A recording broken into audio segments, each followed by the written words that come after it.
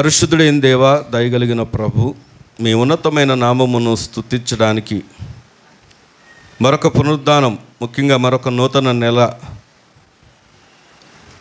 ప్రభుబల ఆరాధనలో పాలుపొందులు పొందే భాగ్యమును మా అందరికి ఇచ్చారు. అందుని బట్టే మేము స్తుతిస్తున్నాం. ఈ ఎండల ప్రభావంలో కూడా ప్రతి కీడును తప్పిస్తూ క్షేమాన్నిస్తూ సురక్షితమైనటువంటి మీ రెక్కల చాటున మమ్మల్ని భద్రపరుస్తూ మీరు మమ్మల్ని బ్రతికిస్తున్న విధానం బట్టి మీకు కృతజ్ఞతలు. మాలో ఏ గొప్పతనం లేదు, మా గొప్పతనం అంతా మీరే. మేము బలహీనమైనప్పటికీ మీ కృప ద్వారా మమ్మల్ని బలపరుస్తూ మీ యొక్క పాదాల చెంత ఉండే భాగ్యాన్ని మీరు మాకు ఇస్తున్నారు. అందుని బట్టి కృతజ్ఞతలు, స్తోత్రాలు. నీవిచ్చిన ఈ అవకాశాన్ని ప్రభా వినియోగకరంగా, మా జీవితాలకు ఆశీర్వాదకరంగా, ఇతరులకు మేము ఆశీర్వాదకారకులుగా ఉండులాగున మా ద్వారా మీ చిత్తము నెరవేర్చబడి, మీ ప్రణాళికలు, మీ సంకల్పాలు, మీ ఉద్దేశాలు మా అందరి జీవితాల్లో నెరవేర్చబడి, మా ద్వారా మీ రాజ్యము కట్టబడడానికి మొదట మీ రాజ్య వారసులుగా మేమును అనేకులను మార్చగలిగిన, నడిపించగలిగిన సాధనాలుగా మమ్మల్ని దీవించి మహిమ పొందమని ప్రార్థిస్తున్నాం. ఇంతవరకు మహిమ పొందారు. మీరు మాట్లాడే దేవుడు. మనుషులు మాట్లాడితే ప్రయోజనం లేదు అయ్యా. ఎన్నో దినాలుగా మేము మాట్లాడుతూ వస్తున్న వారిని బట్టి మాకు నెమ్మది లేదు. మా మాటలు బట్టి కూడా ఎవరికి నెమ్మది కలగవు. మాట్లాడే మాట నీదైనప్పుడు ప్రభువా మాకు మేలు. ఈ దినము అట్టి మాట చేత మమ్మల్ని అందరినీ బలపరిచి మహిమ, ఘనత, ప్రభావాలు మీ గణనామానికి పొందుకొనమని యేసుక్రీస్తు వారి యొక్క శ్రేష్టమైన నామంలో ప్రార్థించి స్తుతించి వేడుకుంటున్నాం మా పరమ తండ్రి. ఆమేన్. రండి, దేవుని యొక్క పరిశుద్ధ గ్రంథము నుండి సమూయేలు 2వ గ్రంథం, సమూయేలు 2వ గ్రంథం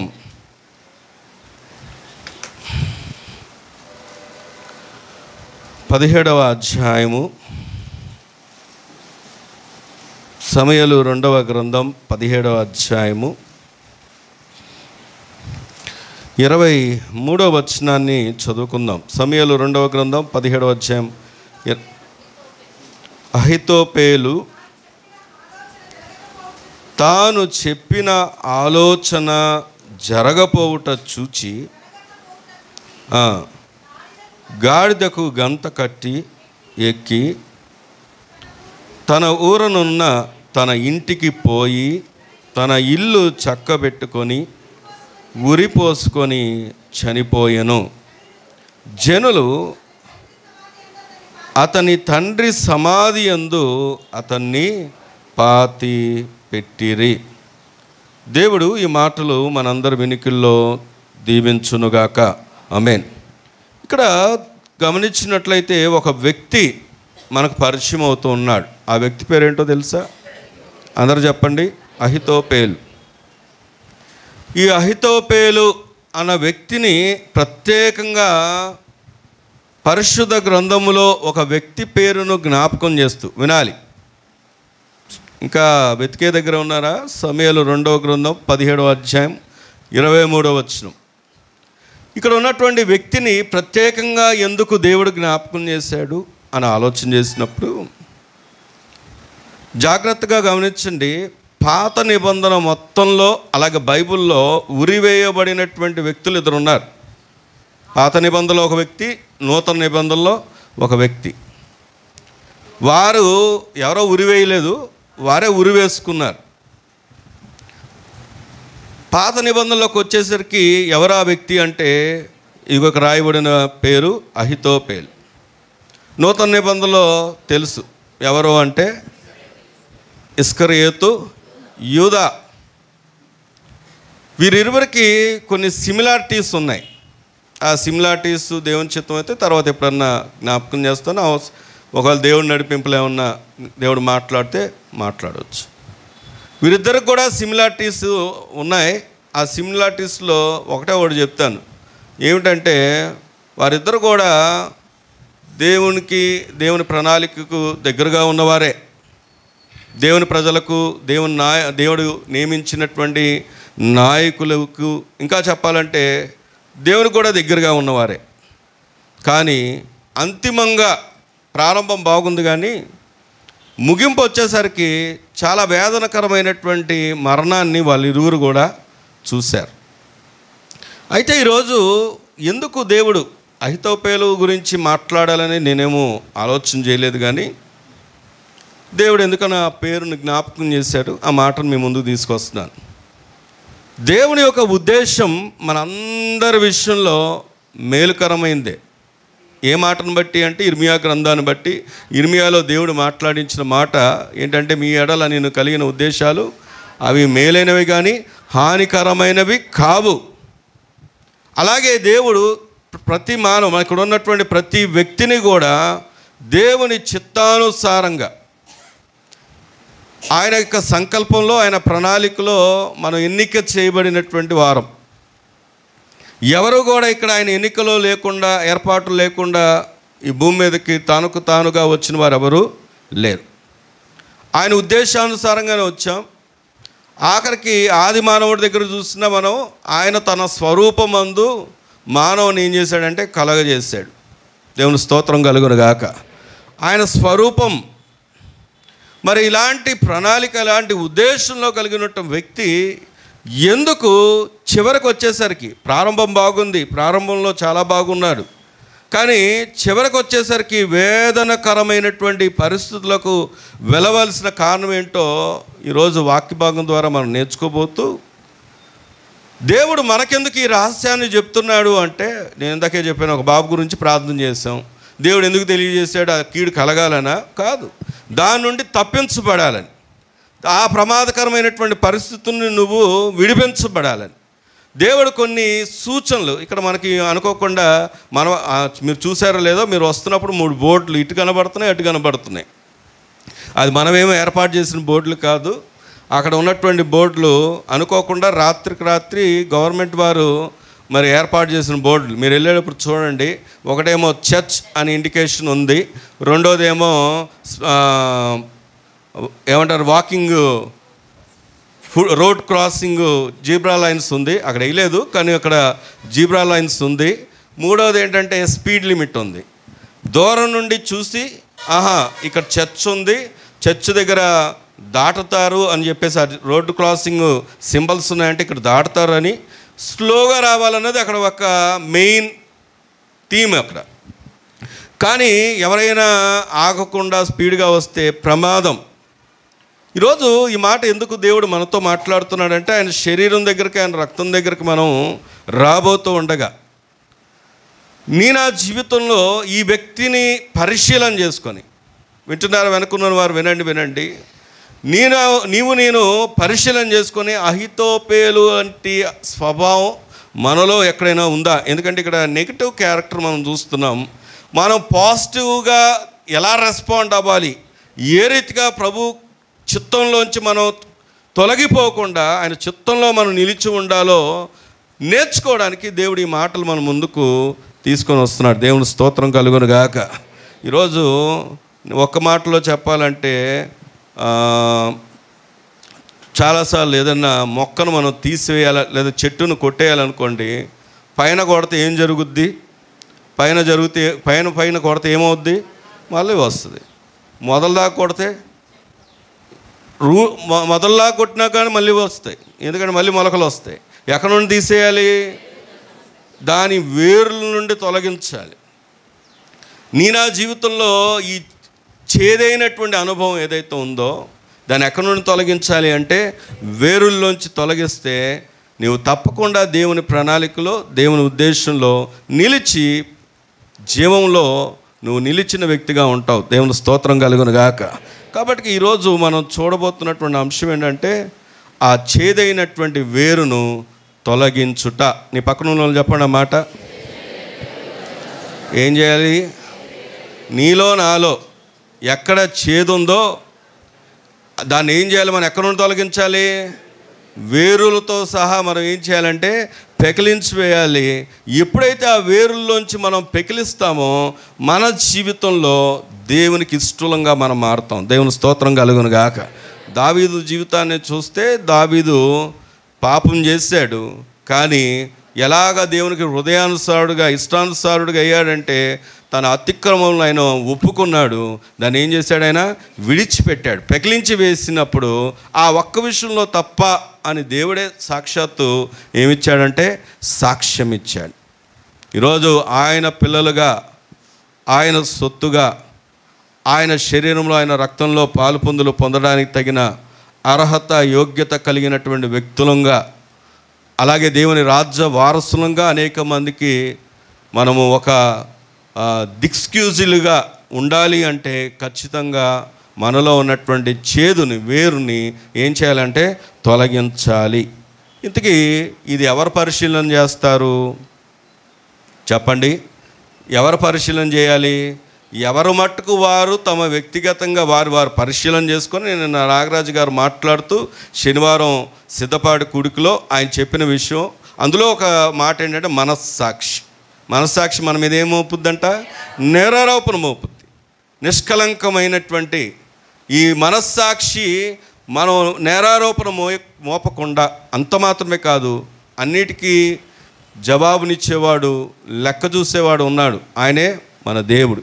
ఆయన ఎదుట నమ్మకంగా మనం ముందుకు కొనసాగులాగున ఈ మాటలు మన హృదయంలోకి తీసుకుందాం. దేవుని స్తోత్రం కలుగును గాక. రండి, ఈ సత్యం మనకు అర్థం కావాలంటే మళ్ళీ జ్ఞాపకం చేస్తున్నాను. చేదైనటువంటి వేరు నీ జీవితంలోంచి తొలగించబడాలి అంటే 3 విషయాలను మనం ఆయన జీవితంలోంచి చూసి, ఆయన జీవితంలో లేనటువంటి, ఆయన కోల్పోయినటువంటి ఆ పరిస్థితి నుండి మనం ఎలాగ తప్పించబడాలో, ఎలాగ తొలగించుకోవాలో ఈరోజు మనం 3 ఆత్మీయ సంగతులను నేర్చుకోబోతున్నాం. మొట్టమొదటిగా రండి దేవుని వాక్యాన్ని పరిశీలన చేద్దాం. అదే సమూయేలు 2వ గ్రంథం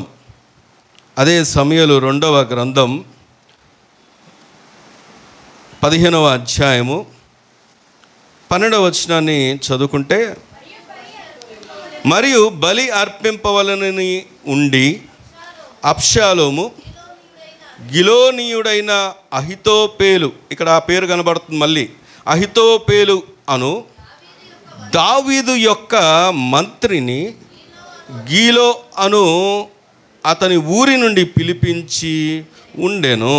చాలు.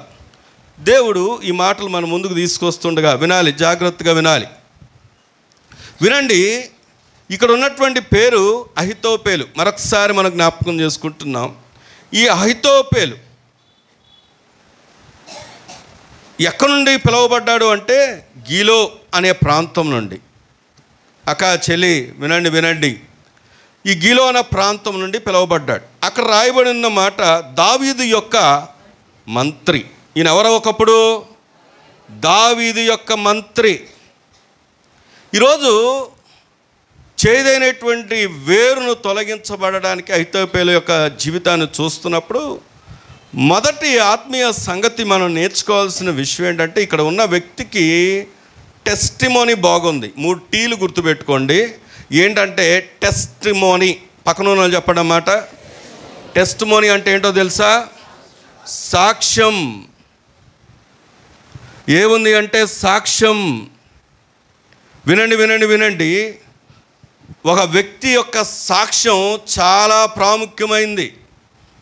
నువ్వు ఎంతైనా చెప్పు, ఎంతైనా నటన చేయి, లేకపోతే ఎంతైనా మాట్లాడు, ఎంతైనా చేయి, నీ సాక్ష్యం దేవుని దగ్గర బాగోలేదనుకో, ఏం జరుగుద్దో తెలుసా? దేవుడు ఒక దినం నీవెవరో నాకు తెలియదు అంటాడు. ఇక్కడ అహితోపేలు యొక్క సాక్ష్యం ఏంటంటారా?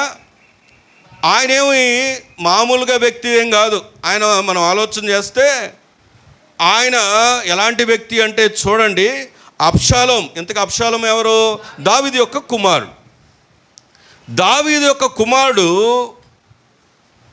బలి అర్పించడానికి పిలిచినటువంటి వ్యక్తులలో ఈ వ్యక్తి ఉన్నాడు. అంటే ఈ వ్యక్తికి ఒక మాటలో చెప్పాలంటే ఈ వ్యక్తి ఎవరంటే సాక్రిఫైస్ చేసే మనిషి. ఒక మాటలో చెప్పాలంటే ఆరాధికుడు అని చెప్పొచ్చు. దేవుని స్తోత్రం చెప్దామా? ఏం చెప్పచ్చు?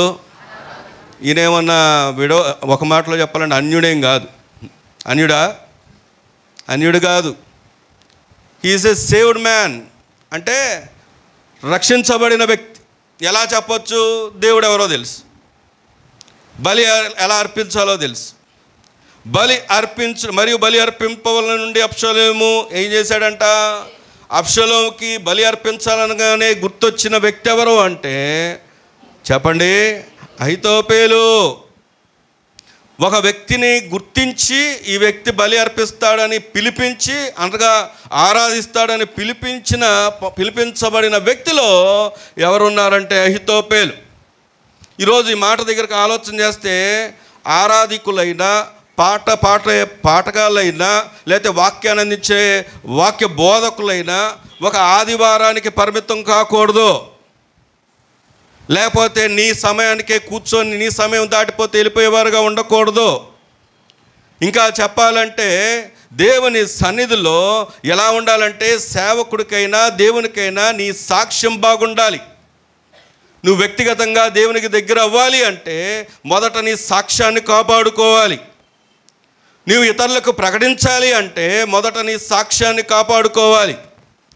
ఈ రోజుల్లో అనేకులు ప్రభు దగ్గరికి రాకపోవడానికి గల కారణం ఏంటంటే ఏ వ్యక్తులైతే వాక్యాన్ని అందిస్తున్నారో, ఏ వ్యక్తులైతే దేవుని పనిలో ఉంటున్నారో వారి సాక్ష్యం సరైనటువంటి సాక్ష్యం లేక ఇతరులు దేవునికి దూరం అవుతూ ఉన్నారు. సరే, అహీతోపెలు దగ్గరకు వస్తే ఈయనేమి సాధారణ వ్యక్తి కాదు. ఈయన ఏ వ్యక్తి అంట? ఈయనంట ఆరాధన చేయడానికి ఏం చేశారంటే ఇన్ని పిలిచారంట. అంటే మన భాషలో చెప్తున్నాను, అక్కడ ఏముందంటే బలి. వినండి. ఈయన ఇంకేం వ్యక్తి అంటే చూడండి, అక్కడే 16వ అధ్యాయంలో 23వ వచనాన్ని కనుక చదివితే 16:23 చదవమ్మా. ఆ దినములలో అహీతోపెలు చెప్పిన ఏ ఆలోచనైనను ఒకడు దేవుని యొద్ద విచారణ పొందిన ఆలోచన అయినట్లుగా ఉండేను. దేవుని స్తోత్రం చెప్దామా? ఈయన మనం ఏం వింటున్నామంటే అహీతోపెలు యొక్క టెస్టిమనీ అనగా సాక్ష్యం వింటున్నాం. వినండి. అహీతోపెలు యొక్క సాక్ష్యం వింటున్నాం. ఈయన గురించినటువంటి ఆలోచనలు చూస్తే బలి అర్పించడానికి కనబడుతున్న వ్యక్తి, ఆరాధించడానికి కనబడుతున్న వ్యక్తి, దావీదుకు మంత్రిగా చేసిన వ్యక్తి, అబ్షలోము అనే రాజుకి గుర్తొచ్చిన వ్యక్తి, అందుబాటులో కనబడుతున్నటువంటి వ్యక్తి ఎవరు అంటే అహీతోపెలు. ఉన్నారా ఇక్కడే? వినండి. అంత మాత్రమే కాదు, ఇంకెలా ఉన్నాడు అంటే అక్కడ చెప్తే దేవుని మాట మాట్లాడుతున్నట్టుగా ఉన్నాడంట. దేవుని స్తోత్రం చెప్దామా? ఇంగ్లీష్లో ఏమంటారంటే స్పోక్స్ మ్యాన్ అంటారు. అంటే నా తరపున ఇంకెవరైనా మాట్లాడితే నాకు ఒక స్పోక్స్ మ్యాన్ ఉన్నట్టు. అలాగే దేవుడి తరపున ఎవరైనా మాట్లాడుతున్నారంటే గాడ్ స్పోక్స్ మ్యాన్. ఉన్నారా ఇక్కడే? ఈరోజు చాలామంది ప్రసంగికులు వచ్చేసారు, నేనేం విమర్శించట్లేదు, కానీ సాక్ష్యం అనేది చాలా ప్రాముఖ్యమైనది. సాక్ష్యంతో పని లేదు. ఏంటంటే ఎక్కడ 10 మంది పరిగెత్తితే అక్కడ పరిగెత్తే వాళ్ళు ఉంటారు. ఈరోజు ఒకరొక దగ్గర, ఇంకొక వారం ఒక్కొక్క దగ్గర, ఇంకొక వారం ఇంకొక దగ్గర. ఎందుకంటే వీరికి ఎవరు కావాలి అంటే వారికి కావాల్సిన సెలబ్రిటీస్. దేవుడు మనతో మాట్లాడుతున్న మాట ఏంటంటే నీ వ్యక్తిగత సాక్ష్యాన్ని కాపాడుకోవాలి. ఒకసారి సాక్ష్యం కోల్పోతే, ఇప్పుడు ఒక మేకు తీసుకుంటాం, గోడకు కొడతాం, మేకు తీసేస్తాం, కానీ గోడకేముంటుంది చెప్పండి? అది జ్ఞాపకం చేస్తుంది. నీ జీవితంలో ఈరోజు నువ్వు ఎక్కడి నుండి స్టార్ట్ అయ్యావు, ఎలాగ నీవు భూమి మీదకి వచ్చావు, ఎలాగ నీ జీవితంలో దేవుడు నిన్ను ఎన్నుకున్నాడు, నీ దాకా వచ్చాడు, నీ కృప చూపించాడు. ఆయన నీ జీవితానికి ఒక పరమార్థమైనటువంటి ఒక లైఫ్ను బోధిస్తూ వచ్చాడు. ఏ రీతిగా నువ్వు ఎదిగావు, ఏ రీతిగా ఫలిస్తున్నావు. అలాంటి వ్యక్తి ఏం కోల్పోకూడదు? సాక్ష్యం. ఈరోజు ప్రభు దగ్గరకు మనం ఆలోచన చేస్తే ఈయన ఆలోచన ఎలా ఉన్నాయంటే, ఒక వ్యక్తి యొక్క ఆలోచనలంట ఇదిగో అక్కడ చూడండి ఎలా ఉంది. ఒకడు దేవుని యొద్దన విచారణ చేసి, అంటే దేవుని దగ్గర అడిగి దేవుని మాటను బోధిస్తున్నట్లుగా ఉన్నాయంట. దేవుని స్తోత్రం చెప్దామా? ఇప్పుడు నేను ఒక మాట అడుగుతా మిమ్మల్ని, ఇంతవరకు చూసినటువంటి మాటను బట్టి అహీతోపెలు మంచివాడంటారా చెడ్డవాడంటారా? చెప్పాలి. మంచివాడే. దావీదు ఎవరిని పడితే వాళ్ళని పెట్టుకుంటాడా పక్కన? మంత్రిగానే పెట్టుకున్నాడంటే మంచోడు అంటారా చెడ్డోడు అంటారా? మంచోడే. పక్కన పెట్టుకోవడం గొప్ప కాదు, సాక్ష్యాన్ని కాపాడుకోవడం గొప్ప. నిలబడడం గొప్ప కాదు. లేకపోతే ఇంకా అయ్యాక మనం ఎవరైతే క్రైస్తవులుగా పిలువబడడం గొప్ప కాదు. నేను ఎవరినండి విశ్వాసిని, నేను ఎవరినండి ప్రభు బిడ్డని, నేను ఎవరినండి ఫలానా కర్మేల్ ఫెయిత్ చర్చ్ మెంబర్ని అనడం గొప్ప కాదు. ఏం కాపాడుకోవాలి? సాక్ష్యం, టెస్టిమోనీ. వినాలి. దేవుడు ఈరోజు మనతో మాట్లాడుతూ ఇంకా ఎలా ఉన్నాడో తెలుసా? చూడండి 15వ అధ్యాయం 12వ వచనాన్ని కనుక చదివితే 15వ అధ్యాయం 12వ వచనం చూస్తే, మరియు బలి అర్పింపవలన నుండి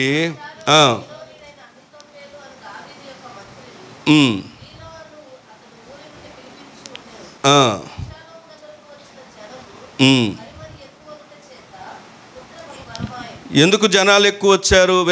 వినండి. ఈయన ఎవరికి దగ్గరగా ఉన్నాడంటే దేవుని ప్రజలకు కూడా దగ్గరగా కనబడుతున్నాడు. దేవుని స్తోత్రం చెప్దామా? జనాలు ఏమైపోయారంట? మరి ఎక్కువైపోయారంట. వారు ఎక్కువ అవుతుంటే ఇంకేమవుతుంది? కుట్ర బహుబలమైన.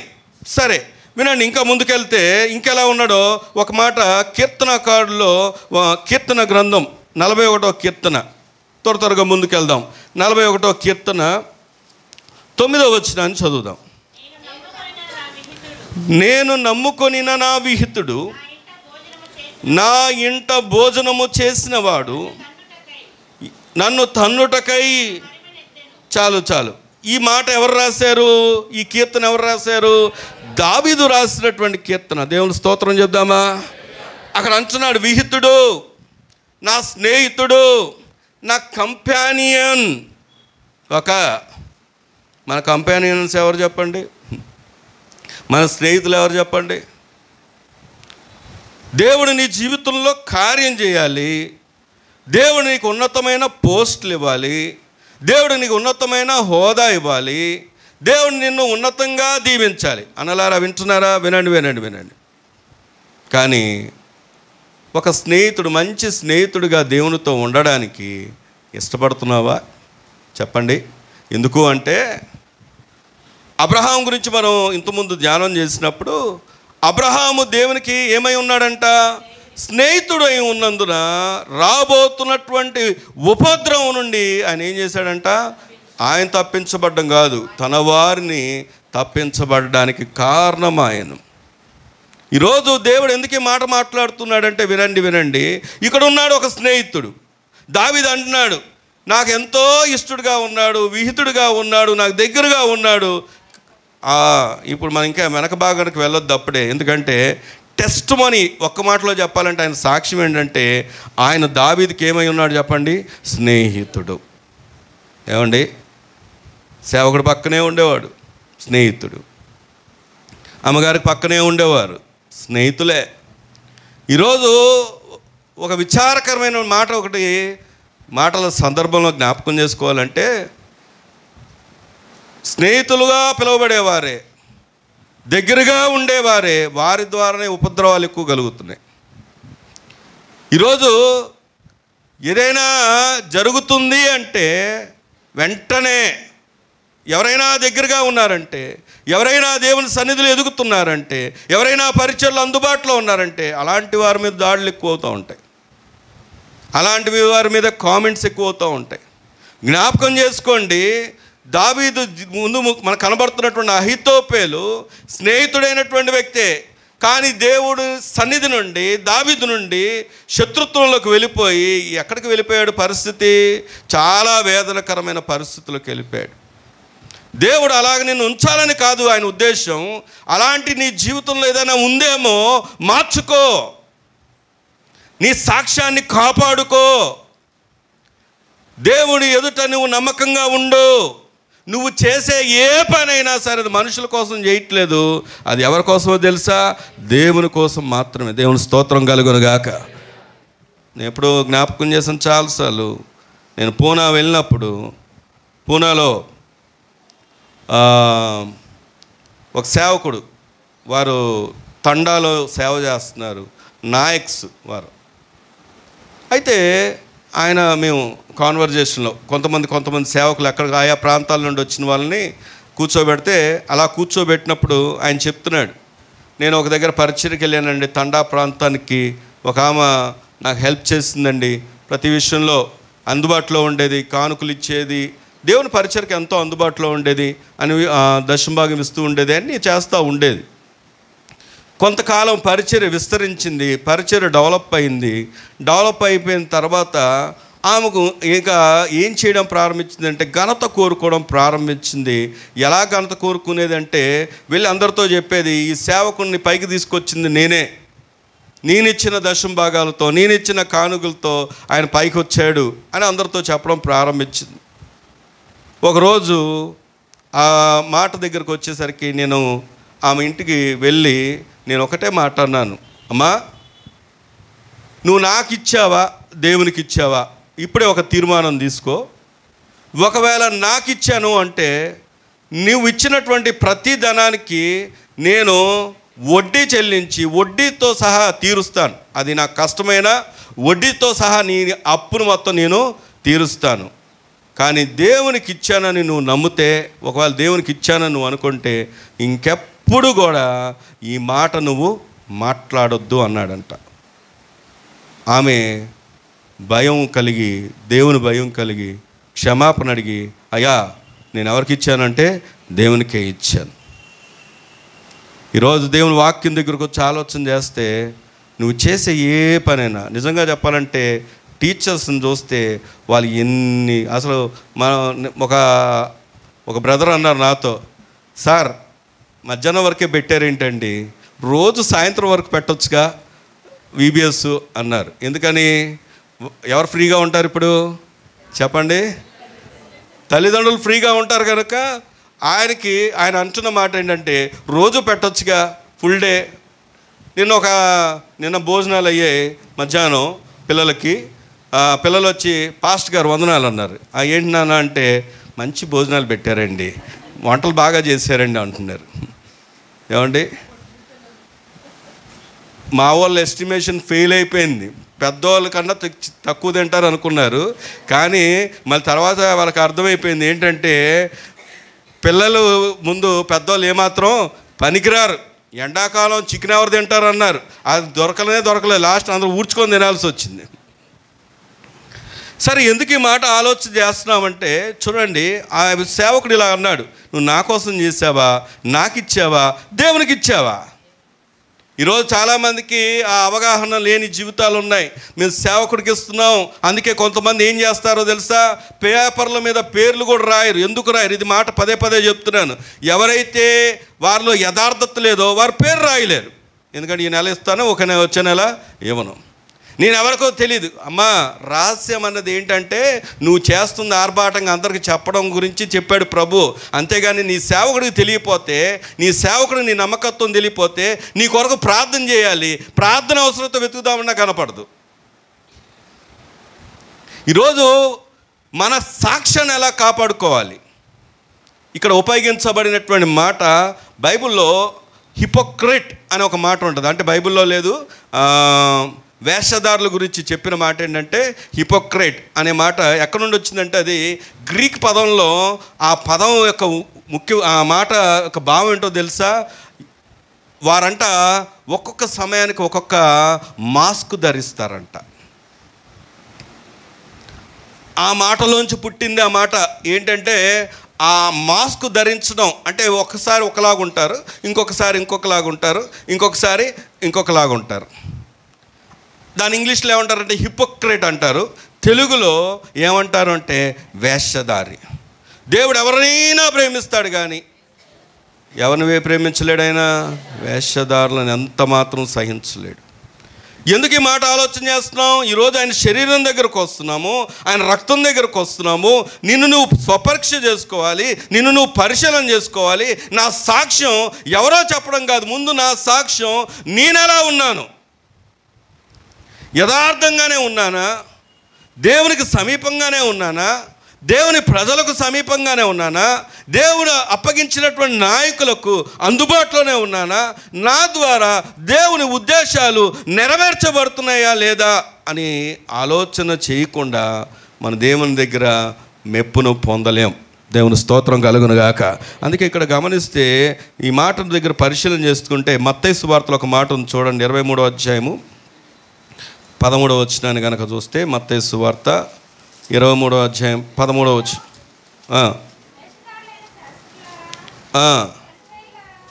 శాస్త్రులారా, పరిసయ్యులారా, మీరు మనుషుల ఎదుట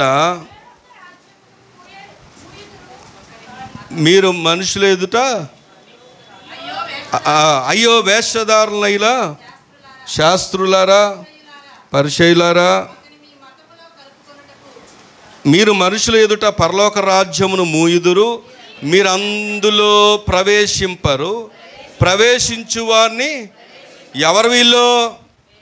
వేషధారులు ఎంత డేంజరస్ పర్సన్స్ అంటే, వినాలి వెనకనున్నవారు వినాలి, ఎంత డేంజరస్ పర్సన్స్ అంటే, ఇక్కడ ఉన్నటువంటి వేషధారులు ఎవరు అంటే శాస్త్రులను, పరిచయాలు. అంటే వీళ్ళు భక్తి తెలిసిన వాళ్ళ తెలియని వాళ్ళ? భక్తి తెలిసిన వాళ్ళ తెలియని వాళ్ళ? వీళ్ళకి ఆదివారం రావడం తెలుసా తెలీదా? అంటే మన భాషలో చెప్తున్నాను, అక్కడ తెలీదు, మన భాషలో తెలుసా తెలీదా? తెలుసు. కానుకలు ఇవ్వడం తెలుసా తెలీదా? ముమ్మారు ప్రార్థన చేయడం తెలుసా తెలీదా? సువార్త చెప్పడం, అంటే సువార్త అంటే ఏంటి వాళ్ళ దృష్టిలో? దేవుని గురించి ఎంతసేపు చెప్పడం తెలుసా తెలీదా? దేవాలయానికి వెళ్ళడం తెలుసా తెలీదా? తెలుసు. వాళ్ళను దేవుడు పిలిచిన పిలుపు ఏంటంటే, వేషధారులారా. ఎందుకో మీరు వెళ్ళరు, వెళ్ళేవారికి మీరు ఏమై ఉన్నారంటే అడ్డై ఉన్నారు. మనకు భోజనాలకి వెళ్ళడానికి పైకి ఒకటే దారి, ఎవరినో ఒకరిని నియమిస్తాం అక్కడ పైకి వెళ్ళడానికి, ఎందుకంటే అందరు పైకి వెళ్తే దిగడానికి ఉండదు. కాబట్టి అక్కడ నిలబడి ఎవరినైనా ఆపుతున్నారు అనుకోండి, ఇద్దరు, ఆ ఇద్దరే శత్రువులు అండి చర్చ్ అందరికీ. చర్చ్ మొత్తానికి ఎవరు శత్రువులు అంటే ఆ ఇద్దరే. ఎందుకని? మీ వాళ్ళు పంపుతున్నావా, మీకు తెలిసిన వాళ్ళు పంపుతున్నావా, వాళ్ళని పంపుతున్నావా, మమ్మల్ని ఆపుతున్నావా? ఎంత కష్టమో వాళ్ళిద్దరికి అక్కడ. వాళ్ళు ఒక మాటలో చెప్పాలంటే ఇనప కవచాలు వేసుకొని చెవుల్లో దూదులు పెట్టుకొని ఉండాలి, అప్పుడు కనుక వాళ్ళు ఉండలేరు. ఎందుకు ఈ విషయాన్ని చెప్తున్నానంటే ఆలోచన చేయండి. అడ్డుగా ఉండే వాళ్ళ యొక్క విషయాన్ని చెప్తున్నాను నేను. అడ్డుగా ఉంటే ఏంటి పరిస్థితి అన్న మాట చెప్తున్నాను. ఇక్కడ అడ్డెవరో తెలుసా? ఒక వ్యక్తి పరలోకం గురించి అడ్డుగా నిలబడుతున్న వ్యక్తులు ఎవరో తెలుసా? దేవుని రాజ్యానికి అడ్డుగా ఉన్నవారు ఎవరో తెలుసా? దేవుని నామానికి అడ్డుగా ఉన్నవారు ఎవరో తెలుసా? యూత్కి దేవుని ఎదగకుండా అడ్డుగా ఉన్నవారు ఎవరో తెలుసా? చెప్పండి. ఇదిగో వేషధారులు. ఎందుకంటే వారికి నీవేంటో తెలుసు, పైకి ఏం చెప్తావో లోపల ఏముంటుందో వాళ్ళకి తెలుసు. దాన్ని బట్టి ఏం చేస్తారంటే, ఓహో దేవుణ్ణి నమ్ముకున్న వాళ్ళు ఇలా ఉంటారా? దేవునికి దగ్గరగా ఉండేవాళ్ళేగా, సేవకులకు దగ్గరగా ఉండేవాళ్ళగా, బోధ చేసిన వాళ్ళేగా, వీళ్ళు బ్రతుకు మార్పు లేదా అంటే వీళ్ళు ఏం లేదు, సాక్ష్యం లేదు. ఈరోజు అనేకులకి అడ్డుగా అక్కడ అదే అంటున్నాడు ఆయన. మళ్ళీ ఆ మాట తర్వాత మాట చదివితే చదవండి. మీరు మనుషుల ఎదుట పరలోక రాజ్యం. ఎక్కడ ఎదుగుతున్నారు వీళ్ళు? చెప్పాలండి. మనుషుల ఎదుట ఏమి ఎదుగుతున్నారు వీళ్ళు? పరలోక రాజ్యమును మీరందులో ప్రవేశింపరు, ప్రవేశించు వారిని ప్రవేశింపనీయరు. అయ్యో వేషధారులైన శాస్త్రులారా, పరిసయ్యులారా, ఒకని మీ మతంలో కలుపుకొనుటకు మీరు సముద్రమును భూమిని చుట్టి వచ్చేదారు. అతడు కలిసినప్పుడు అతను మీకంటే రెండంతలుగా నరకపాత్రులుగా. ఈరోజు వినాలి, వేల సంఘం, లక్షల సంఘం, అది కాదు దేవునికి కావాల్సింది. అంటే ఆ సంఘాలు నేను తక్కువ పట్టట్లేదు, తప్పు చేయట్లేదు, నేను అనేది ఏంటంటే విమర్శించట్లేదు. దేవునికి కావాల్సింది అక్కడ చూడండి. మీరు భూమిని చుట్టొస్తారు, సముద్రాలు చుట్టొస్తారు, ఏం జరుగుద్ది? వాళ్ళు వస్తారు, ఎక్కడుంటారు? మందిరంలోనే ఉంటారు, దేవాలయంలో ఉంటారు. కానీ వారు అంట నరక పాత్రులు అంట. ఎలాంటి పాత్రులు అంట? నేను ఒక మాట సూటిగా అడుగుతున్నాను. ఇక్కడ నిలబడిన నేనైనా, చివరి వరకు ఉన్న మీరైనా, ఎవరైనా సరే మన సాక్ష్యం బాగోపోతే దేవుని రాజ్యాన్ని మనం వెళ్ళగలమా? దేవుని దృష్టిలో ఏంటి మనం? నేనేంటి, మీరేంటి? ఇది నేను కాదు చెప్పాల్సింది. ఎవరు మటుకు వారు తమను తాము పరిశీలన చేసుకొని, నాలో వేషధారి జీవితం ఉందా? పైకే నేను వేషధారిగా, పైకే నేను భక్తి వల్ల కనబడుతున్నానా? పైకే పరలోకాన్ని వెతుకుతున్నానా? పైకే పరలోకం గురించి చెప్తున్నానా? అయ్యో నేను అడ్డు, నాతో పాటు అనేకులకు నేనేమయ్యానంటే అడ్డు. అలా ఉన్నానా? అక్కడ రాస్తాడు 23వ వచనంలో, మళ్ళీ చదువుదాం చూడండి. అయ్యో వేషధారులైన శాస్త్రులారా, పరిసయ్యులారా, మీరు పుదీనాలోను సోపులోను జీలకర్రలోను 10వ వంతు చెల్లించి ధర్మశాస్త్రములో ప్రధానమైన విషయములను, అనగా బైబిల్ లేదా, అనగా న్యాయమును కనికరమును విశ్వాసమును విడిచిపెట్టిరి, వాటిని మానక వీటిని చేయవలసి. ఎందులో ఇస్తున్నారంట 10వ వంతు? పుదీనాలో ఇస్తున్నారంట, జీలకర్రలో ఇస్తున్నారంట, సోపులో ఇస్తున్నారంట, ప్రతి దాంట్లో ఇస్తున్నారంట. కానీ ఇవ్వాల్సిందేంటి చెప్పండి? ఇవ్వాల్సిందేంటి? అక్కడ రాయబడి ఉందిగా, ఇవ్వాల్సిందేంటి? న్యాయము కనికరము విశ్వాసమును విడిచిపెట్టి వాటిని ఏం చేస్తున్నారంట? వీటిని చేయట్లే. దేవునికి కావాల్సిన, అందుకే ప్రభు వచ్చేటప్పుడంట విశ్వాసులను నేను కనుగొనుందా అన్నాడు.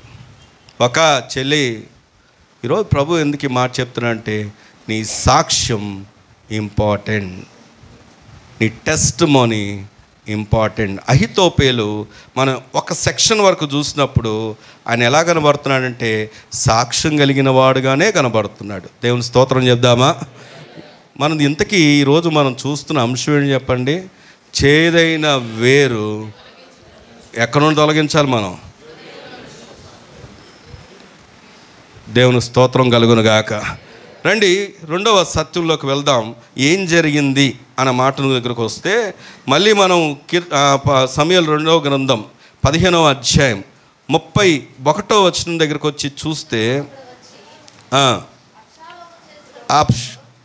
అంతలో ఒకడు వచ్చి అబ్షాలోము చేసిన కుట్రలో అహితోపేలు చేరి ఉన్నాడని దావీదునకు తెలియజేయగా, దావీదు యెహోవా అహితోపేలు యొక్క ఆలోచనను చెడగొట్టమని ప్రార్థన చేసి.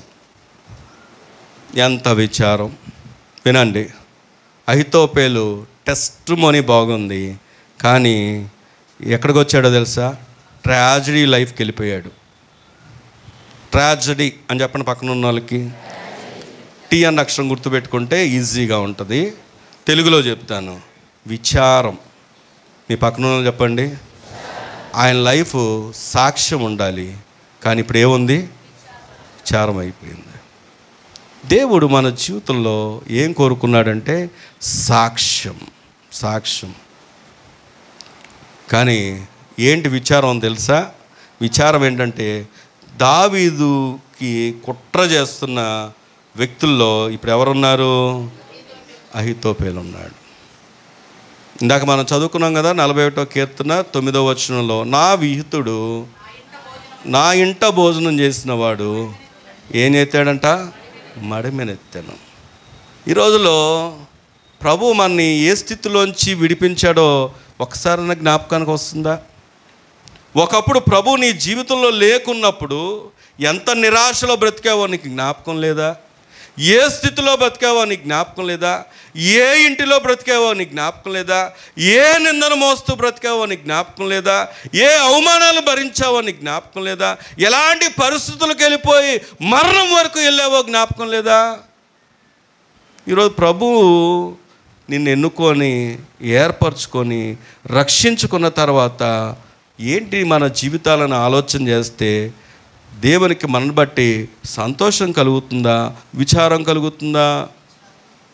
కుట్ర అనేది అహితోపేలు జీవితంలో చూస్తున్నాం మనం. అనేకమైనటువంటి కుట్రలు ఏంటో తెలుసా? దేవునికి వ్యతిరేకంగా, దేవుని ప్రజలకు వ్యతిరేకంగా, దేవుడు అప్పగించిన నాయకులకు వ్యతిరేకంగా, తోటి సహోదరికి వ్యతిరేకంగా, తోటి సహోదరికి వ్యతిరేకంగా, మనకంటూ ఒక ఐక్యత లేనట్లుగా దేవుని సన్నిధిలో మనం ఎన్నో విషయాల్లో దేవునికి అపనమ్మకస్తులుగా కనబడుతున్నాం. విచారం, విచారం. కొంతమంది దేవునికి బాగా ధనం ఇచ్చేవాళ్ళు ఉన్నారు. కొంతమంది, 2-3. వినండి. దేవునికి బాగా ధనం ఇచ్చేవారు ఉన్నారు. అంటే బాగా అనే మాట ఎందుకు వాడుతున్నానంటే నమ్మకంగా. కానీ ధనం ఇస్తే సరిపోదు. నువ్వు సమయం ఇస్తున్నావా? అంటే ధనం వరకు ఇస్తే దేవుడు సంతోషిస్తాడా? దేవుడికి కావాల్సిన ధనం కాదు, దేవునికి కావాల్సిన నీ హృదయం, దేవునికి కావాల్సిన నీ సామర్థ్యం, దేవునికి కావాల్సింది నీకున్నటువంటి టాలెంట్స్, జ్ఞానం అన్నీ కూడా దేవునియే. దేవుడు ఒక్క క్షణం మనని మరుస్తే మన పరిస్థితి ఏంటో మనకు తెలియదు. దేవుడు మనకిచ్చిన ఆరోగ్యం, దేవుడు మనకిచ్చిన ఆయుష్ ప్రభు కొరకు వినియోగించకపోతే ఇంకా నువ్వు ఉండేందుకు? ఇది నా మాట కాదు. ఎందుకో తెలుసా? దేవుడు చెప్తున్నాడు. ఎందుకంటే ధనం ఇస్తే సరిపోదు, దశంభాగాలు మేము మానకుండా ఇస్తామండి అంటే సరిపోదు. దశంభాగం కంటే కూడా దశమ సమయం కావాలి. అందుబాటులో ఏ రోజు ఉన్నావు? ఈరోజు ప్రభు దేవుడు మనతో మాట్లాడుతున్నాడు. ఇక్కడ గమనిస్తే ఈయన ఎక్కడ ఉన్నాడంట? కుట్రలో ఉన్నాడంట. ఇంకెలా ఉన్నాడంట? అదే 16వ అధ్యాయం చూద్దాం, చూడండి. 20వ వచనం, 16వ అధ్యాయం 20వ వచనం. అబ్షాలోము అహీతోపెలుతో మనము చేయవలసిన పని ఏదో తెలుసుకొనుటకై ఆలోచన చేతుము రమ్మును అనగా, అహీతోపెలు ఇచ్చిన ఎంత భయంకరమైనటువంటి ఆలోచన అంటే తన భార్య ఉపపత్నులతో ఆయన కలవమని చెప్తాడు, కూడమని చెప్తాడు. వినండి. దావీదు ఉపపత్నులు అంటే అబ్షాలోముకి ఏమవుతారు? తల్లితో సమానం. ఒక వ్యక్తి అహీతోపెలు ప్రారంభం బాగుంది, కానీ ఎలాంటి విచారకరమైన పరిస్థితులకు వెళ్ళంటే ఆలోచనలన్నీ పాడైపోయాయి. కొంతమంది ఆలోచనలు ఎలాంటి ఆలోచనలు ఇస్తారు అంటే దేవునికి దగ్గరగా ఉండే ఆలోచనలు ఇవ్వరు, దేవునితో ఎదిగే ఆలోచనలు చెప్పరు. ఒకవేళ వారు కృంగిపోతే వాళ్ళని బలపరిచే మాటలు చెప్పరు. ఒకవేళ వారు ఏదైనా విషయంలో దేవునికి దూరం అవుతే వారిని నడిపించే మాటలు చెప్పరు. వారికి ఇంకా 2 మాటలు చెప్పి నిన్ను ఇలా అన్నారు, వారు ఇలా అన్నారు, వీళ్ళు ఇలా చెప్పారు, వీళ్ళు ఇలా చేశారు, వాళ్ళు ఆలోచన విధానమే మారిపోతుంది. జాగ్రత్త, ఇది నా మాట కాదు, జాగ్రత్త, ఇది దేవుడు చెప్తున్న మాట. ఎందుకు జాగ్రత్త అంటే ఇదిగో ఈ పరిస్థితుల్లోకి నువ్వు వెళ్ళకూడదని దేవుడు మాట్లాడుతున్నాడు.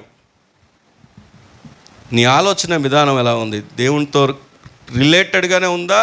దేవునికి వ్యతిరేకంగా పనిచేస్తున్నావా? దేవునికి వ్యతిరేకంగా పనిచేసే ఏ వ్యక్తి నిలవబడలేడు. అది సేవకుడైనా ఏ విశ్వాసైనా. దేవుని సంఘం ఇది, ఆయన వెలపెట్టి కొన్న సంఘం ఇది. ఒకవేళ సంఘంలో దేవునికి వ్యతిరేకంగా పనిచేసే ఏ వ్యక్తి అయినా సరే నిలవడానికి అవకాశమే లేదు. ఎందుకు ఈ మాట తెలుసా? ఇక్కడ ఎంత భయంకరమైన పాపంలోకి నడిపిస్తున్నారు. ఒక వ్యక్తి దేవునికి దూరం అవుతుంటే వారిని బలపరచాలి. అయ్యా దేవుని సన్నిధికి రా, దేవుని మందిరానికి రా, ప్రభు చేస్తాడు, ప్రభు బలపరుస్తాడు, వాక్యాన్ని నేర్ము, వాక్యాన్ని చదువు, ప్రార్థన చేయి, ఇగో దేవుని సేవకులు దగ్గరగా ఉండు, నీ కొరకు ప్రార్థన చేస్తారని చెప్పేవాళ్ళు కరువు అయిపోయారు. అహీతోపెలు జీవితం నాశనం అవ్వడానికి, అబ్షాలోము జీవితం నాశనం అవ్వడానికి కారణం ఏంటి అంటే చెడు ఆలోచనలు. అమ్మా యూత్ వినండి, లోకం ఎప్పుడు కూడా పాడైపోయే సలహాలే చెప్పొద్ది. అరే మనకేంట్రా, మీ అమ్మ నాన్న అలాగే చెప్తారా, మీ అమ్మ నాన్న నిన్నే ఫోకస్ చేస్తున్నారా, మీ అమ్మ నాన్న నిన్నే చెప్తారా, నిన్నే అంటారా అని అనేవాళ్ళు ఉంటారు. మనం ఎంజాయ్ చేయాలరా, బ్రతకాలరా, ఎంజాయ్ చేయాలి. ఇప్పుడు కాదు ఎప్పుడు బైకులు మెయింటైన్ చేయాలరా, అది చేయాలరా, ఇచ్చేయాలరా అని అనేవాళ్ళు ఉంటారు. కానీ ఎవరు నీకు మంచి భవిష్యత్తును ఇవ్వలేరు, ఎవరు నీ కుటుంబాన్ని పోషించలేరు, ఎవరు నీకు చివరి వరకు అంతవరకు నిన్ను కాపాడలేరు, నీ ఆత్మకు రక్షణ ఇవ్వలేరు. ఎవరైనా సరే, ఎంత అన్యోన్యంగా ఉన్న ఏ కుటుంబం అయినా సరే, ఒక కష్ట సమయానికి వచ్చేసరికి ఎవరెవరికి సహాయము కాదు. మా అబ్బాయి, చిన్న అబ్బాయి హాస్పిటల్లో ఉన్నాడు, చాలా బాధపడ్డాడు. నొప్పి అనేవాడు. అది మా కళ్ళ ముందు ఆ పైప్ తీసి ఇంకో దగ్గర పొడిచేవాళ్ళు. ఆ పస్సు లోపల ఉండిపోయింది. అపెండిసైటిస్ వచ్చి ఇన్ఫెక్షన్ వచ్చింది. సర్జరీ చేశారు, మళ్ళీ ఇన్ఫెక్షన్ వచ్చింది. మళ్ళీ వెళ్ళాము, తీసేస్తారు అనుకునే లోపు కాదు పొజిషన్ మార్చాలని లాగుతుంటే రక్తం ఇలా బయటకు వచ్చేసేది. మళ్ళీ పొడుస్తూ ఉండేవాళ్ళు. అల్లాడిపోయేవాడు, కళ్ళలో నీళ్ళు అలా కారిపోతూ ఉండేది. తల్లిదండ్రులుగా ఆఖరికి వారి అమ్మ కూడా బయటికి వెళ్ళిపోతే తండ్రిగా నేను లోపల ఉన్నప్పుడు అసలు లోపల పర్మిషన్ ఎవరు, మా అబ్బాయి అడుగుతున్నాడండి ఉంటానని బతులాడితే సరే వెళ్ళు బాబు ఉండు అని చెప్తే అసలు నేను ఎందుకు ఉన్నానా అనిపించింది. ఎందుకంటే తట్టుకోలేకపోతున్నాను, పొడుస్తూ లాగుతూ ఇదేమో ప్రతిసారి ఇది వాచిపోయినప్పుడు ఇది మారుస్తున్నప్పుడు ఆ చేతులకు ఉన్నవన్నీ పొడి చేశారు. ఈ విషయం ఎందుకు చెప్తున్నానంటే ఒక తండ్రిగా ఒక తల్లిగా మేముండి ఆ నొప్పిని మేమేమైనా భరిస్తామా? మేమేమైనా ఆ నొప్పిని తీసివేయగలుగుతామా? దేవుడు ఆ క్షణాన మా వాడిని కాపాడకపోతే, మా వాడిని జ్ఞాపకం చేసుకోకపోతే, ఆయన కంచి వేయకపోతే, ఆయన కాపుదలు ఇవ్వకపోతే, దేవుడికి ఆ యొక్క డాక్టర్స్కి జ్ఞానం ఇవ్వకపోతే మా బిడ్డను మేము రక్షించుకోగలమా? లేదో. డబ్బు అక్కడికి రాదు, ధనం ఏ మూల పనికిరాదు. ఎందుకు ఈ మాట జ్ఞాపకం చేస్తున్నానంటే నీ ఆలోచనలు ఎలా ఉన్నాయి, నువ్వు ఎలా పనిచేస్తున్నావు, ఏ మాటలు మాట్లాడుతున్నావు, ఎవరికి వ్యతిరేకంగా పనిచేస్తున్నావు. ఒక మాట గుర్తుపెట్టుకో, ఒకవేళ సేవకులకు వ్యతిరేకంగా పనిచేస్తే నువ్వు దేవునికి వ్యతిరేకంగా పనిచేస్తున్నట్టే. దేవుని ప్రజలకు నువ్వు వ్యతిరేకంగా పనిచేస్తే దేవునికి వ్యతిరేకంగా పనిచేస్తున్నట్టే. ఎందుకో తెలుసా? ప్రభువే అంటాడు, సౌలుగా ఉన్నప్పుడు తర్వాత పౌలుగా మార్చబడ్డాడు అపోస్తలుడైనటువంటి పౌలు. కానీ సౌలా సౌలా నీవేళ నన్ను హింసించుచున్నావు అన్నాడు. ఎందుకో తెలుసా? ఆయన హింసించింది దేవుణ్ణా కాదు, దేవుని ప్రజలను. జాగ్రత్త, పదే పదే ఈ మాట దేవుడు జ్ఞాపకం చేస్తున్నాడు, జాగ్రత్త. ఈరోజు దేవునికి వ్యతిరేకంగా పనిచేసే ఏ ఆయుధం వర్ధిల్లదు. దేవుడు మనతో మాట్లాడుతున్నాడు. దేవుని స్తోత్రం కలుగును గాక. కాబట్టి దేవుడు మనతో మాట్లాడుతున్న మాట విచారం. సాక్ష్యం ఉండాల్సిన వ్యక్తి ఎక్కడికి వెళ్ళాడు చెప్పండి? విచారం. ఈరోజు నువ్వు విచారంలో ఉండాలని కోరుకుంటున్నావా, లేకపోతే ఆనందంలో ఉండాలని కోరుకుంటున్నావా? దేవుని సన్నిధిలో ఏముందో తెలుసా? నిత్య ఆనందం. ఆయన వాక్యం 16వ కీర్తనలో అనుకుంటా ఒక మాట, చక్కని మాట ఉంటుంది. చూద్దాం రండి. 16వ కీర్తన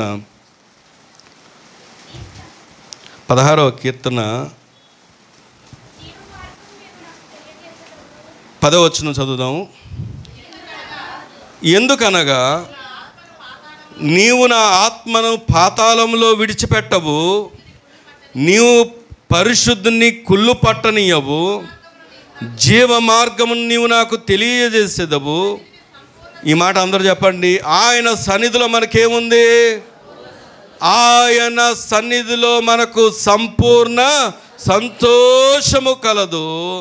ఆయన కుడి చేతులు ఏముందంటే నిత్యము సుఖము కలదు. దేవుని స్తోత్రం చెప్దామా? దేవుని సన్నిధిలో ఏముంటుందంటే సంపూర్ణ సంతోషం. విచారం ఎందుకు వస్తుందంటే నువ్వు తెచ్చుకుందే. దేవుని వాక్యం చాలా స్పష్టంగా, దేవుడు మాట్లాడుతున్న మాట చాలా స్పష్టంగా, నీవు గనక ప్రభువుకు నమ్మకంగా ఉంటే ఆయన నీకు ఇస్తున్న వాగ్దానం ఏంటంటే నువ్వు ఎన్నడూ కూడా విడిచిపెట్టబడవంట. ఆయన అంటున్నాడు కుళ్ళు పట్టనీయడంట. దేవుని స్తోత్రం కలుగునుగాక. భౌతికమైన మరణం అందరికీ ఉంది. శరీరం ఇక్కడ కులిపోవచ్చు, ఆత్మకు మరణం ఉందా? ఆయన సన్నిధిలో నిత్యము సంపూర్ణ సంతోషం. దానికి నీవు నేను ఉండాలని జీవ మార్గాన్ని ఆయన ఏం చేస్తున్నాడు? నీకు నాకు తెలియజేస్తున్నాడు. ఒకవేళ ఈరోజు ఎందుకు ప్రత్యేకంగా నీతో మాట్లాడుతున్నాడు, నాతో మాట్లాడుతున్నాడు ఆయన? ఆ మార్గాన్ని నువ్వు తెలుసుకుంటావని, నిన్ను సరి చేసుకుంటావని, ప్రభువుకు తిరుగుతావని, ప్రభువుకు నిన్ను నువ్వు అప్పగించుకుంటావని. దేవుని స్తోత్రం కలుగును గాక. 3వ మాట చూసుకుందాం. ఫస్ట్ది ఏం చెప్పండి? ఇంగ్లీష్లో కూడా చెప్పగలిగిన వాళ్ళు ఉన్నారా? టెస్టిమోనీ అంటే సాక్ష్యం. అప్పుడప్పుడు తెరవండి. సాక్ష్యం. రెండవది ట్రాజడీ అంటే విచారం. మూడవది ఏంటంటే టీచింగ్ అంటే పాఠం. పక్కన ఉన్న చెప్పండి ఏంటంట? టీచింగ్. ఏంటి టీచింగ్? అహితోపేలు మనకి ఏం టీచింగ్ చేస్తున్నాడో చూద్దాం, చూడండి. The reason for his fall అంటే ఆయన ఇలాగ పాడైపోవడానికి, ఆ విచారంలోకి వెళ్ళడానికి గల కారణం ఏంటో చూస్తే 2వ సమూయేలు గ్రంథం 17వ అధ్యాయం 1వ వచనం చదువుదాము. బలహీనముగా ఉన్నాడు గనక నేను అతని మీద పడి, నేను చదివేస్తాను. అతను బెదిరించిన ఎడల అతని యొద్దనున్న జనులందరూ పారిపోదురు. రాజును మాత్రము హతము చేసి జనులందరినీ నీ తట్టు తిప్పెదను. నువ్వు వెదకు మనిషిని నేను పట్టుకొనగా జనులందరూ వచ్చి నీతో సమాధాన పడుదురు గనక నీ చిత్తమైతే నేను 12,000 మందిని ఏర్పరచుకొని పోయి ఈ రాత్రి దావీదును తరిమి పట్టుకుందునని అహితోపేలు అబ్షలోముతో చెప్పగా. ఆ బోధంట అబ్షలోముకి, ఇశ్రాయేల్ ప్రజలందరికీ, పెద్దలందరికీ యుక్తముగా కనబడిన మొట్టమొదటి కారణం ఏంటంటే దేవుడు ఏర్పరచబడిన వ్యక్తికి వ్యతిరేకంగా పనిచేస్తున్నాడు. మన ఫాల్, మన యొక్క అపజయం, మన యొక్క విచారం, మన యొక్క నాశనం ఎవరు ద్వారా అంటే ఎప్పుడైతే దేవుని ఏర్పాటులో ఉన్న వ్యక్తికి నువ్వు వ్యతిరేకంగా పనిచేస్తావో. ఇది నా మాట, నేను రాసిన మాట, నేను రాపించిన మాట కాదు. ఒకప్పుడు ఎక్కడున్నాడు ఆయన?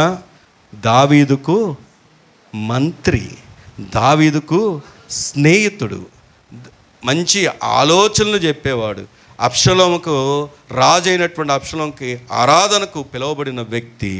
కానీ ఫెయిల్యూర్, పడిపోవడానికి కారణం, నాశనానికి వెళ్ళడానికి కారణం ఎవరు చంపలా, ఆయనే చచ్చిపోయాడు. చనిపోవడానికి గల కారణం దేవుని ఏర్పాటులో ఉన్న వ్యక్తికి వ్యతిరేకంగా పనిచేయడం. దావీదు కూడా ఎన్నోసార్లు దావీదును చంపడానికి సౌలు ఎన్నో ప్రయత్నాలు చేశాడు. చేసిన ప్రతి ప్రయత్నంలో కూడా దొరికింది ఎవరో తెలుసా? సౌలు దొరికాడు. కానీ సౌలును చంపడానికి దావీదు ఇష్టపడ్డా? ఇష్టపడలే. ఏమన్నాడు తెలుసా? దేవుడు అభిషేకించిన వ్యక్తి, నేను ఆయన మీద చెయ్యి వేయను. దేవుని స్తోత్రం చెప్దామా? మరి నీకెలా వచ్చింది డేర్నెస్? నాకెలా వచ్చింది డేర్నెస్? జాగ్రత్త. దేవుడు ఈరోజు ఎందుకు ఈ మాట మాట్లాడుతున్నావు? నువ్వేం మాట్లాడుతున్నావు? ఎలాంటి మాట మాట్లాడుతున్నావు? ఎలాంటి వ్యతిరేకత కలిగి ఉన్నావు? ఎలాంటి గ్రజ్జును మోస్తున్నావు? ఎలాంటి అపవిత్రతను మోస్తున్నావు? ఎలాంటి పాపమును మోస్తున్నావు? జాగ్రత్త. నువ్వు ఎన్నిక చేయబడిన వ్యక్తివి, ఏర్పాటులో ఉన్న వ్యక్తివి. దేవుడు నిన్ను చూడాలనుకుంటే ఉన్నతమైన స్థానం.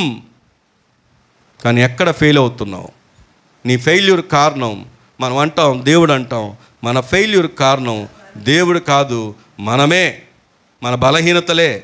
అందుకే దేవుని వాక్యం దగ్గరకు వచ్చి ఆలోచన చేస్తే చూడండి, సమూయేలు 2వ గ్రంథం 17వ అధ్యాయం, సమూయేలు 2వ గ్రంథం 17వ అధ్యాయం 14వ వచనాన్ని కనుక చదివితే, అబ్షలోమును ఇశ్రాయేలు వారందరూ ఈ మాట విని అర్కీయుడగు హూషే చెప్పిన ఆలోచన అహితోపేలు చెప్పిన దానికంటే యుక్తమని చెప్పుకొనిరి. ఏలయనగా యెహోవా అబ్షలోము మీదకి ఉపద్రవము రప్పింపగలనందుకై అహితోపేలు చెప్పిన యుక్తిగల ఆలోచనను వ్యర్థము చేయ నిర్ణయించి ఉండెను. గట్టిగా దేవుని స్తోత్రం చేద్దామా? దేవుడు ఎంత గొప్ప దేవుడు అంటే, తనను ఆధారం చేసుకున్న వారిని, ఎలాంటి వారు ఎన్ని కుట్రలు చేసినా దేవుడు ఏం చేస్తాడో తెలుసా? నిలబెట్టుకుంటాడు. దేవుని స్తోత్రం చెప్దామా? గొప్ప స్తోత్రం చెప్దామా? ఆలోచన చేయండి. అబ్షలోముకి ఎవరెక్కువ ఇష్టం అంటే ఇప్పుడు ఉన్న పరిస్థితిలో అహితోపేలు.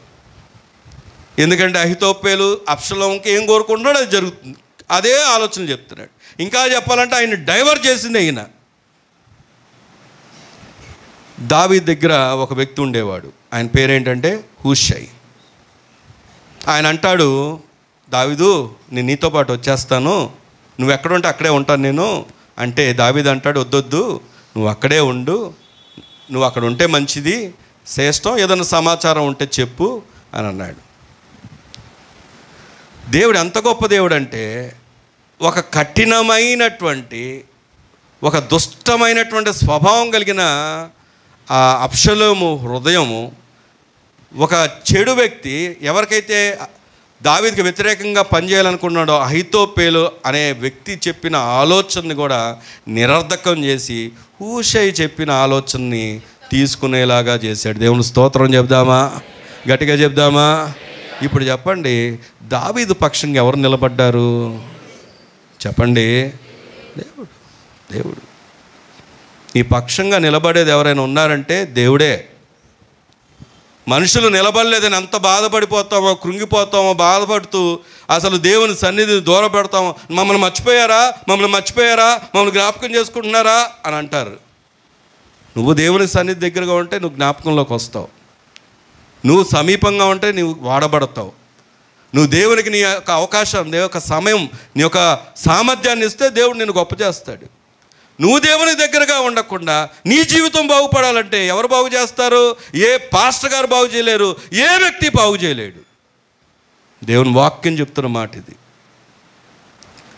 అక్కడ హూషై దావీదు చెప్పాడు, వద్దు దావీదు, నువ్వు అలా చెప్తే అలాగా, దావీదు గారు నేను నీతో పాటు వచ్చేస్తాను, అక్కడ ఉండమంటావు ఏంటి అని అనలేదు ఆయన. ఒక నాయకుడు చెప్పాడు, ఆ నాయకుడు మాట తీసుకున్నాడు, ఆ నాయకుడి మాటను జవదాట్లేదు. అందుకే హూషై అన్న వ్యక్తి పేరు పరిశుద్ధ గ్రంథంలో లిఖించబడింది. దేవుని స్తోత్రం చెప్దామా? లేకపోతే హూషై ఎవరికి తెలుసు? హూషై ఎవరికి తెలుసు? నువ్వెవరికి తెలుసు? సండే స్కూల్ టీచర్స్ ఈ మధ్యకాలంలో పిల్లలు తల్లిదండ్రుల దగ్గరికి వెళ్ళి వారిని ఇన్వైట్ చేయడానికి, అంటే వారు రమ్మని కాదు, వారి పిల్లలు పంపించమని VBS ఉందని చెప్పడానికి వెళ్తే సండే స్కూల్ టీచర్స్కి ప్రతి వారు వెల్కమ్ పలికారంట. నాకు వినబడిన మాట. వెల్కమ్ పలికి అందరు ఇంట చేర్చుకొని స్నాక్స్, డ్రింక్స్ ఇస్తుంటే ఆ సండే స్కూల్ టీచర్స్ సేవకురాలతో పంచుకున్నప్పుడు ఎంతో సంతోషం కలిగింది. ఇప్పుడు ఈ ఆధిక్యత ఎక్కడి నుండి వచ్చింది? ఒక సాధారణ విశ్వాసకి అందరూ గుర్తింపులో ఉన్నారు. ఇక్కడ ఉన్న వాళ్ళందరూ, వస్తున్న వారు అందరూ పరిచయం ఉందా? అందరూ తెలుసా? తెలియదు. పక్కన ఉన్న వాళ్ళు పలకరించమ్మా అంటే పలకరించడానికి అంటారు. ఏమండి, వాళ్ళు కమిటెడ్గా రోజుల తరబడి, నెలల తరబడి వారి సమయాన్ని కేటాయించి, ఇంకా చెప్పాలని చాలామంది ఉద్యోగాలకు సగం జీతంతో వెళ్తున్నారు మీ పిల్లల కోసం. కానీ మీరు ఇవ్వకపోయినా వారి ప్రతిఫలం ఎక్కడుంది చెప్పండి? దేవుని దగ్గర. దేవుని స్తోత్రం కలుగునుగాక. ఈ పని చేస్తుంది దేవుని పని. దేవుని పని ఎంత గుర్తింపు అంటే వాళ్ళు టీచర్స్ అని వారిని బట్టి సంతోషిస్తున్నారంటే చూడండి ఎంత ఆధిక్యతలోకి వచ్చారు. దేవుని స్తోత్రం చెప్దామా? నువ్వు అందుబాటులో ఉంటే నీకు ఘనత వస్తుంది. నువ్వు దేవుని చేతిలో పెట్టబడితే నీకు ఘనత వస్తుంది. నీ ఉద్యోగం, నీకు విషయం తెలుసా? నాకు ఉద్యోగం ఉందండి. ఏముంది? నేను ఇంజనీరింగ్ అండి, నాకు ఫలానా ఫారిన్ అండి, అదండి ఇదని అంటారా? మొన్న జరిగిన ఒక విచిత్రమైన సంఘటన చెప్తాను. అదేంటంటే యూపీలో కాదు, కోల్కత్తాలో. ఆ కోల్కత్తాలో జరిగిన విషయం ఏంటంటే ఒక 23,000 ఉద్యోగాలు, జాబ్స్ వచ్చేసాయి, గవర్నమెంట్ జాబ్స్.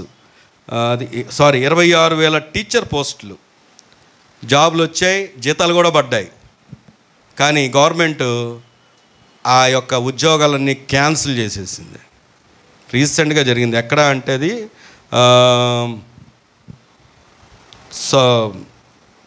పశ్చిమ బెంగాల్లో. ఇంకొక ఆశ్చర్యమైన విషయం చెప్పంటారా? ఆల్రెడీ శాలరీలు తీసుకున్నారు. కోర్టు ఇచ్చిన ఆర్డర్ ఏంటంటే ఈ నోటిఫికేషన్ అవకతవకలు జరిగాయి, కొట్టేస్తున్నాం అని చెప్పేసి మళ్ళీ ఇచ్చిన శాలరీలు వెనక్కి గవర్నమెంట్కి చెల్లించమని ఆర్డర్స్ వేశారు. చెప్పండి ఏం చేశారు? అసలు నేను అనుకుంటున్నాను టీచర్ పోస్ట్ రాగానే, గవర్నమెంట్ జాబ్ రాగానే చాలామంది కట్నాలు పెరిగిపోయి ఉంటాయి. ఏమండి, చాలామంది రేట్లు, అంటే నేను కట్నం గురించి చెప్తున్నాను, నేను చెడుగా అనుకోకండి. క్రైస్తవులు ఫెయిల్ అయ్యేది అక్కడే. పైకి మాత్రం చెప్తారు మేము లోక మర్యాదలను అనుసరించట్లేదు అంటారు, కానీ క్యాస్టుల దగ్గర, కట్నాల దగ్గర ఫెయిల్ అయిపోతారు. వాళ్ళ సాక్ష్యం పాడు చేసుకుంటారు. ఇంకో కొత్త పేరు పెట్టారులేండి ఈ మధ్య. ఏంటి ఆ కొత్త పేరు అంటే పెళ్లి ఖర్చులండి అవి. కట్నాలు ఎందుకయింది? వాళ్ళంతగా వాళ్ళు ఇస్తున్నారండి. సరే, మళ్ళీ టాపిక్ కట్ట వెళ్ళకుండా ఎంతమంది గవర్నమెంట్ జాబులు వస్తే కొమ్ములు వచ్చి ఉంటాయో ఏమండి, కట్నాలు పెరిగిపోయి ఉంటావు. ఈ రోజులో చదువుతుంటే రూమ్లోంచి కూడా బయటికి అన్నిటికీ కనబడతారు, దేవుని మందిరంలో కనపడరు. దేవుని వాక్యం చెప్తున్న మాట, 26,000 మంది నోటిఫికేషన్ క్యాన్సిల్ చేసి వాళ్ళు ఏమి ఇచ్చేయమన్నారు తెలుసా? వెనక్కి శాలరీ ఇచ్చేయమన్నారు. జాబ్ సెక్యూరిటీ ఉందా? ఉన్న పోలాన ఐటీ ఉద్యోగాలు అమెరికాలో ఉండి కొన్ని లక్షల మందిని పంపించేస్తున్నారు. ఉందా? బెంగళూరులో తాగడానికి నీళ్ళు లేక ఉద్యోగాలు బెంగళూరు అంటామో బెంగళూరు వద్దు అంటున్నారు. ఉందా? నేను ఏదో మిమ్మల్ని క్రిటిసైజ్ చేయడానికి, బలహీనపరచడానికి మాట చెప్పట్లేదు. దేవుని వాక్యం దగ్గరకు వచ్చి ఆలోచన చేస్తే పాఠం, అహీతోపెలు జీవితంలోంచి ఒక పాఠం నేర్చుకున్నాం. ఏంటంటే మనం దేవునికి దగ్గరగా ఉండాలి, మన సాక్ష్యాన్ని కాపాడుకోవాలి, దేవునికి అందుబాటులో ఉండాలి, నమ్మకంగా ఉండాలి. దేవుని స్తోత్రం కలుగునుగాక. అందుకే ఇక్కడ మనం చూస్తే చూడండి, దేవుని వాక్యం దగ్గరకు వచ్చి ఆలోచన చేస్తే ఎఫెసీలకు రాసిన పత్రిక 4వ అధ్యాయం, ఎఫెసీలకు రాసిన పత్రిక 4వ అధ్యాయము 26వ వచనం చదువుకుందామా? అబ్బో, మీరేంటి రాంగ్ చెప్తున్నారు?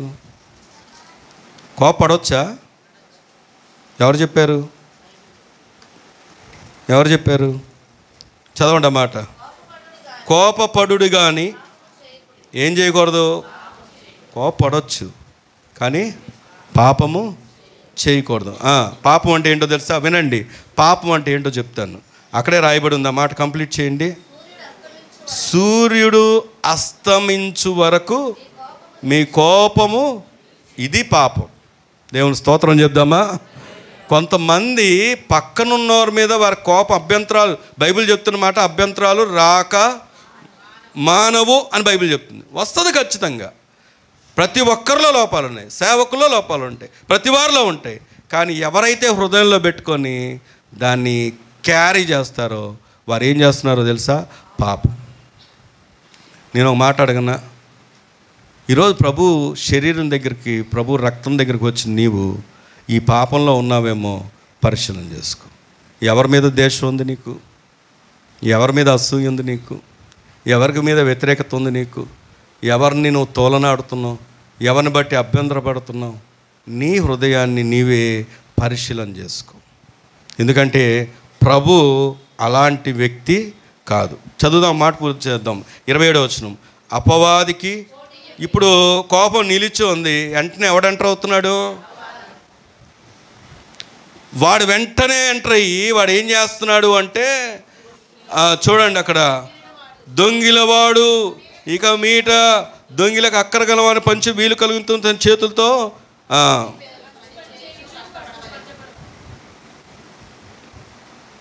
5వ అధ్యాయం 1వ వచనం చదవండి, ముగిచ్చేసుకుందాం.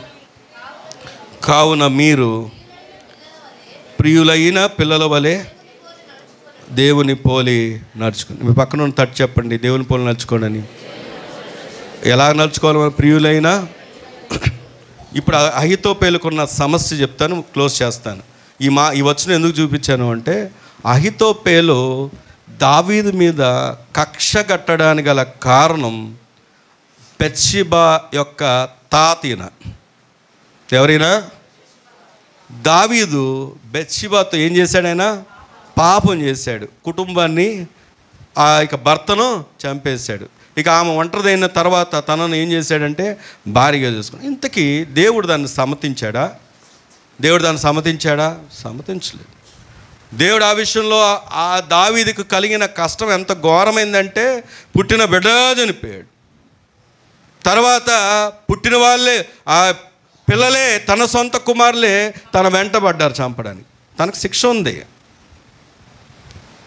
కానీ అహీతోపెలు ఒక దేవుని ఏర్పాట్లో ఉన్న వ్యక్తికి వ్యతిరేకంగా పనిచేయడం వలన ఏం తెచ్చుకున్నాడు? మరణం. ఈరోజు మనం దేవుని వాక్యం దగ్గరికి వస్తే, యేసు క్రీస్తు వారిని మనం పరిశీలన చేసినప్పుడు ఆయన క్షమించేవాడిగా కనపడ్డాడు, కానీ ఆయన దూషించిన వాడిగా, శిక్షించిన వాడిగా కనపడలేదు. దేవుని స్తోత్రం కలుగునుగాక.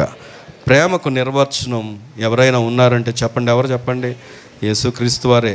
ఆయనలా మనం ప్రేమించలేం, కానీ ఆయన పోలి నడుచుకుందాం. 3 విషయాలు జ్ఞాపకం చేసుకుందాం మరొకసారి. మనలో చేదు ఆయన వేరుని ఏం చేయాలి? మనం తొలగించుకోవాలి. నీ సాక్ష్యాన్ని ఏం చేయాలి? కాపాడుకోవాలి. విచారం నుండి ఏం చేయాలి?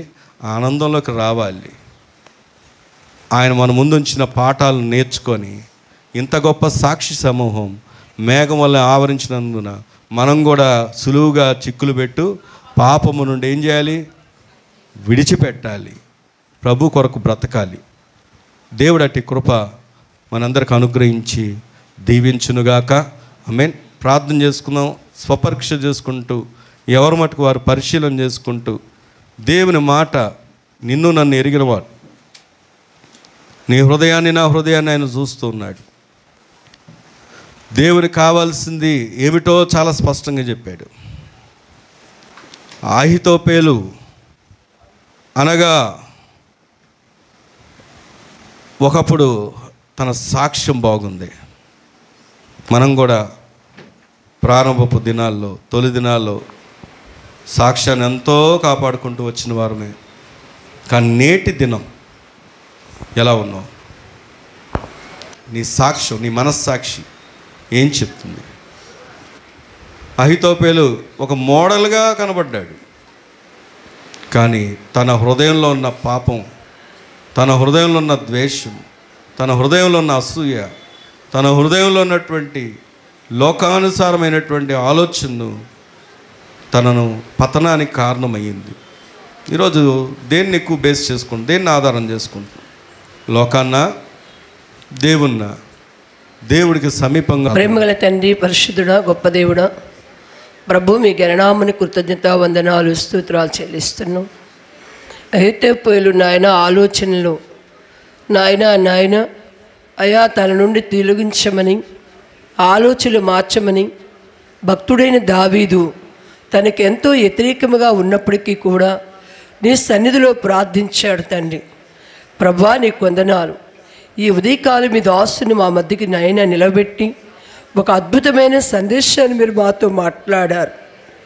నిజముగా నాయన దేన్ని మోస్తున్నాము, దేన్ని కలిగి ఉన్నాము, దేన్ని ఎంటాడుతున్నాము, దేన్ని ఎత్తుకున్నాము, దేన్ని కౌగిలించుకుంటున్నాము, దేన్ని ముద్దాడుతున్నాము, దేనితో సంభాషణ చేస్తున్నాము, ఈ స్థలంలో కూడి ఉన్న మమ్మల్ని అందరినీ నాయన ఎవరికి వారమే స్వపరీక్ష చేసుకొని ఆ చేదైన ఏరు ప్రభా కూడి ఉన్న వాళ్ళు, నిలబడిన వాళ్ళు ఏ మూల నిలవకుండా ప్రభాను కరుణామయుడు, కనికరము కలిగిన దేవుడు, ప్రేమ కలిగిన దేవుడు, దయ కలిగిన దేవుడు కనుకనే మీరు మాతో మాట్లాడారు తండ్రి. ఆ ఏరు యేసు నామములు నాయన చిన్నల్లో, పెద్దల్లో, ఎవరిలో, వృద్ధుల్లో కూడి ఉన్నవారు ఎవరిలో లేక యేసు నామములు పెళ్ళగించబడునుగాక, అగ్నితో కాలిపోనుగాక. ప్రభా నీ సన్నిధిలో ప్రతివారు నీకు ఇష్టలుగా, నీకు సమీపస్తులుగా, సేవకులకి ఇష్టలుగా, సేవకులకి సమీపస్తులుగా, సేవకులు నీకు ఇష్టలుగా, ప్రజలకి సమీపస్తులుగా మేమందరం నాయన ఏక మనస్సు వర్ధిల్లేవారంగా, ఫలించేవారంగా, ఆ ఫలముని రాకడలు అయ్యా నీ ఎదుట నిలిచి ఉండేవారంగా నీ కృప ఈ సేవా సంఘం అయ్యా నీ స్వరక్తం ఇచ్చి సంపాదించిన ఈ సంఘం మీద మీరు రక్త ప్రోక్షణ ముద్రించండి, మీ సంరక్షణలో నడిపించండి, దయతో మమ్మల్ని కనికరించి క్షమించండి. నీ శరీరంలో, నీ రక్తంలో పాలు పొందుతున్న నాయన ప్రతి వారిని మరొక్కసారి క్షమించి, కనికరించి, పరిశుద్ధపరిచి, పవిత్రపరిచి, స్వపరీక్ష చేసుకొని నాయన శుద్ధీకరణ చేయబడిన వారంగా యథార్థమైన తలంపులతో, ఆలోచనలతో, సత్యముతో, నీతితో, ప్రేమతో, సమాధానముతో నాయన విజయముతో, ఆరోగ్యముతో, విశ్వాసముతో నాయన నిండిన వారంగా ఆత్మను సంపాదించే సువార్త పాత్రలుగా మేము నాయన పొంగి పొర్లే పాత్రగా, ఇరువైన పాత్రగా, ఎలగలిగిన పాత్రలుగా, అయ్యా అయ్యా అయ్యా సాక్ష్యముతో కలిగిన పాత్రలుగా నీవు మాకు దేవుడుగా ఉన్నందుకు కృతజ్ఞతాస్తోత్రాలు చెల్లిస్తూ ఇంకా మీ ప్రియులు, మీ దాసులు, దైవ సేవకుల్ని ఘనముగా, ఇరువుగా, బలముగా మీ శక్తి ఆత్మ చేత నడిపించి మహిమ పొందమని ఎత్తబడిన మాటలు మా హృదయాలు నీరు పెట్టి ఫలింపు దయచేయమని యేసు నామం అడిగి వేడుకొని పొందున్నాం పరమ తండ్రి. ఆమేన్.